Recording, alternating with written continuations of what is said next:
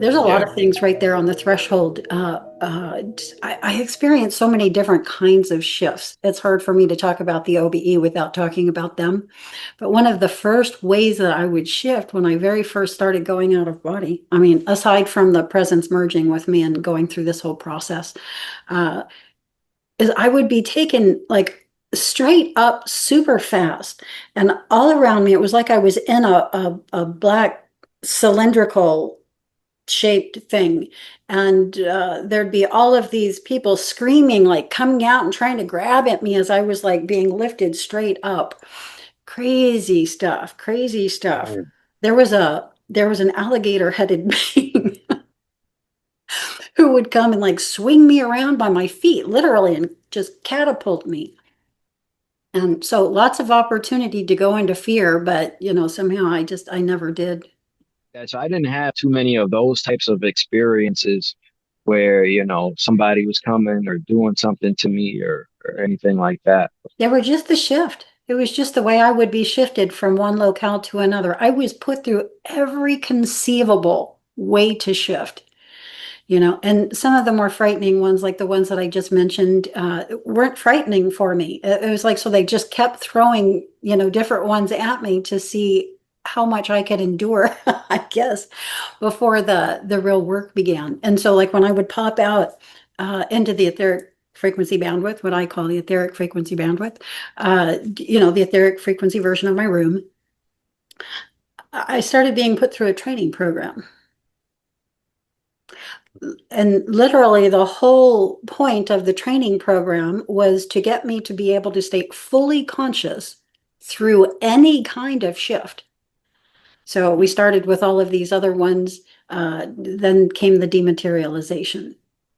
So I would get to my room and I would literally molecularly demolecularize. Phenomenal experience. Phenomenal experience. And if I could maintain full conscious awareness through that shift until I, materialized into the next location, then I would be given another shift. Like, I understand the shifts that you're speaking about, but for me, it wasn't like I was taught through school. It was like I was learning how to do this myself. Like, okay, if I'm out, how can I stay out longer? How can I stay conscious longer? How can I go somewhere? How can I transport somewhere? And I was Right. just figuring all or remembering all of these things, Because you're remembering how to do instigating it these things. yourself. Yes. And Yeah, there's the yeah. difference. See, you instigated and I didn't. So it came to me. My inner being instigated the thing and gave Yeah. it to me. And I just had to literally go along for the ride, observe, be aware, stay curious and calm, and then document. But you're coming at it from a whole nother side. So go ahead. What happened in that for you?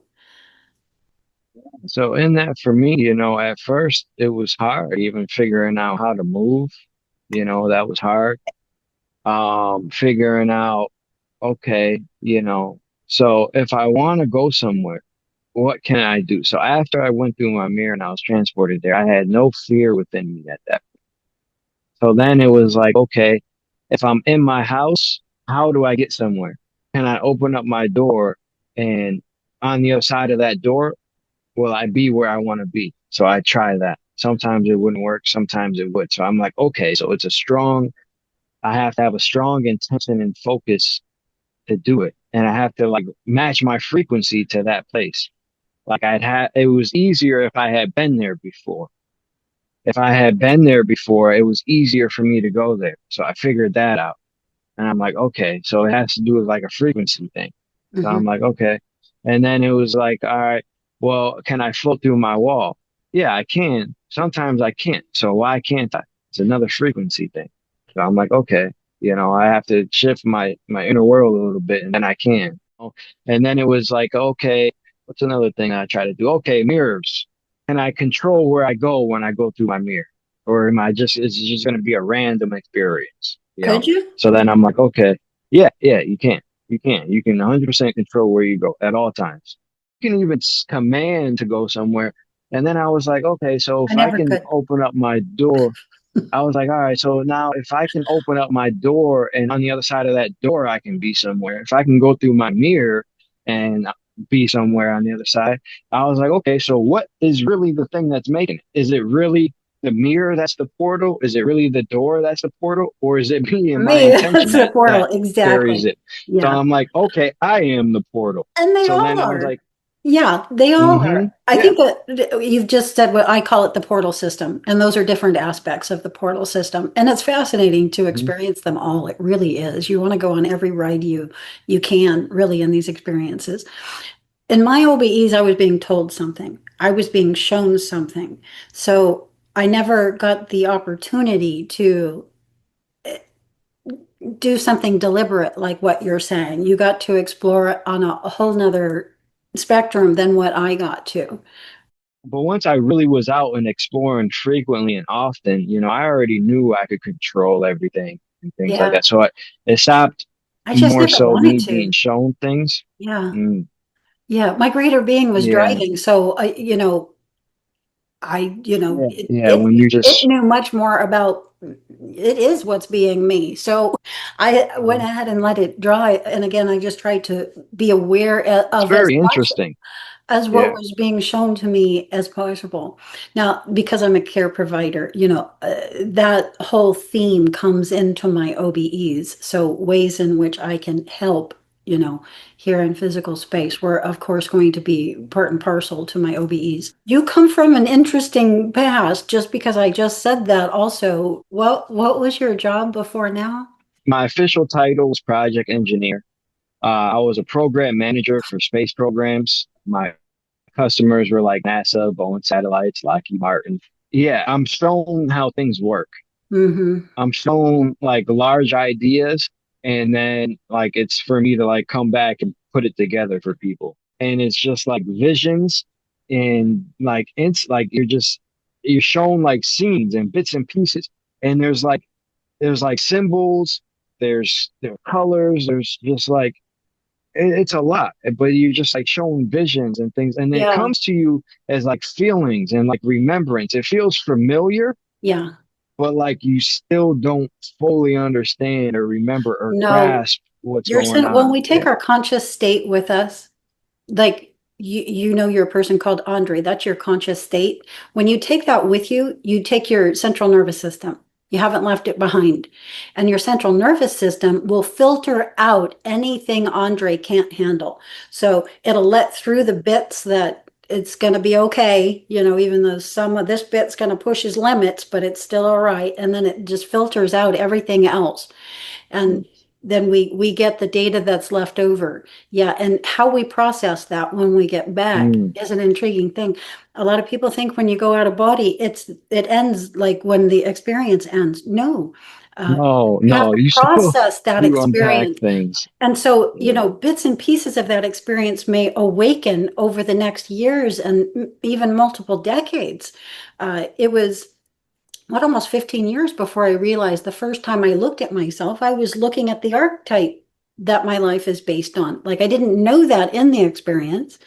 It took years and years and Years to years of remember, like that's processing what that meant. before Yeah. that part came through to me. Hmm. Yeah.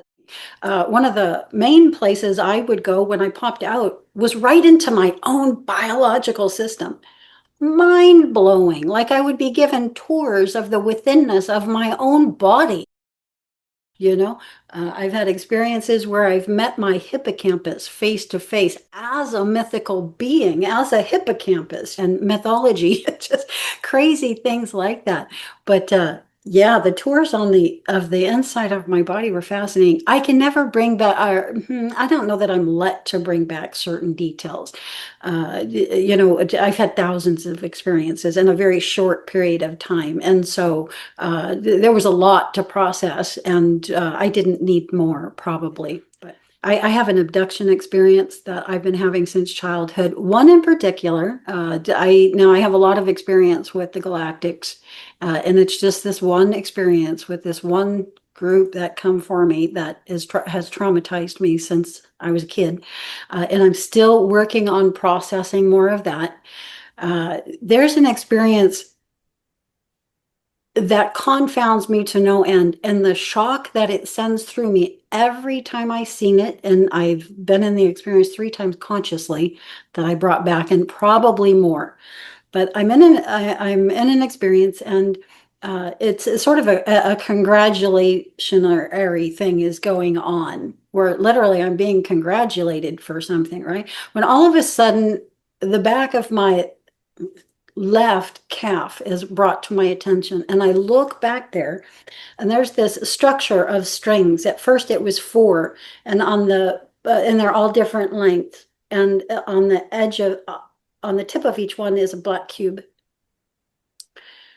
And I mean, when I see it, the shock in me, and I just have one thought. It's still there. It's like it's something that I'm meant to work off somehow. And it's terrifying.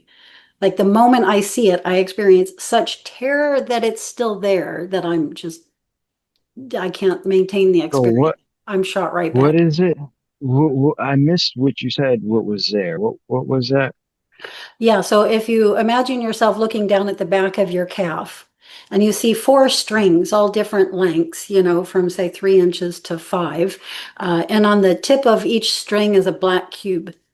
That's about what the structure looks like a ponytail of black cubes.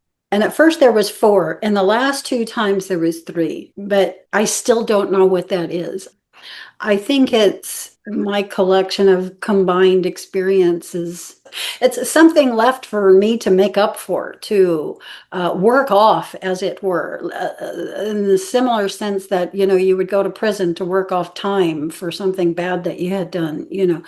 Now, I don't know if it's for something like this. Again, the terror in me seeing that it's still there has been, more than I can handle. So that's another one that I'm still working on.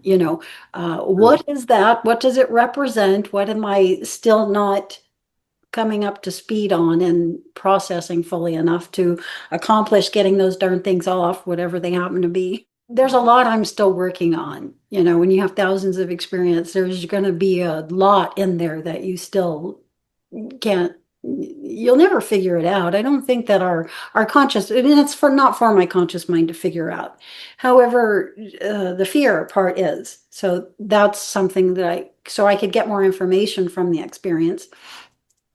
I could work on the terror that I actually feel from it. Yeah. But is there anything like that in your experience? Have you ever been given your shadow to process in an OBE? I did have some experiences where I was battling some thought forms and some inner demons. I realized that like I still had some desires to work out, some physical desires when I was leaving, because when I would leave, that'd be the first thing I'd want to go do. So I Mm-hmm. did understand like, okay, I still have some physical desires and attachments that like I have to let go. I did figure that out. And I did have some certain things from this life that weighed heavy on my subconscious, playing that out. There's a record place. I'll just say this. When you go there outside of your body, there's an actual map of this place, of how it works, right? So like that's where I'm getting this from. Do you Hmm. mean this realm? This whole universe. Great. Now, this when you think of the universe, it is a huge universe. It is just as big as they say, but there's many layers in here. Now, it all takes up the same space. It's just separated by frequency. Yes. Now, there's realms inside of this place. Like the galactic realm is one of them. There's the earthly realm where we are. And this realm is even bigger than what we're told. There's more land in this realm. Then there's a galactic realm. Then there's another realm, right? And there's a total of like 12 or 13 of them. Some religions even say there's seven. They call them seven heavens and things like that. Well, there's more than seven, but there is truth in here. What I'm trying to say is that there is truth in here that you have to look for to see it. So it is a layered system. And where the theories of inner earth come, because there is just a flat plane of existence, but you have to understand that everything takes place in the same space, just separated by frequency. This works for time and space. So as you go back in time, and there's been resets too, like the Great Flood. That was a real thing that really happened. And there's resets. So there's layers as well. So like as you go back in time, deserts aren't even natural.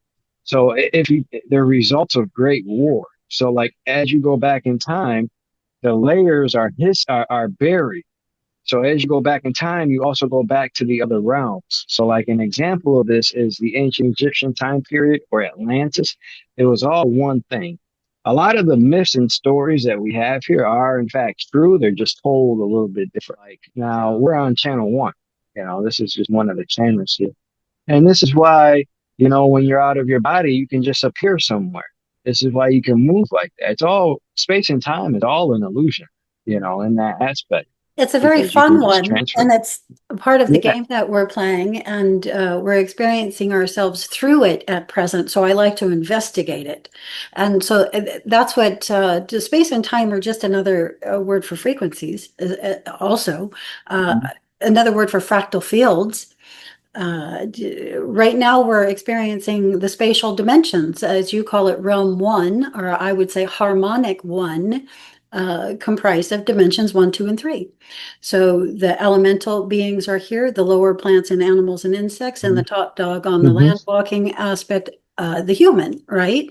And Hmm. however, it's not just states of consciousness, it also is side to side, up and down, and forward and back. And this is how we see things, and why people in this illusion will say the planet is round. Without that Hmm. third dimension, Hmm. it very much would seem flat. And the flatness of it is true at the same time that the roundness of it is true. I experience the illusion as the illusion, and in the illusion, it's round. But because I'm seeing it in three dimensions, because my mind is used to seeing it in three dimensions. However, can I see Hmm. it in a multiple of other ways as well? Yes, they're all true.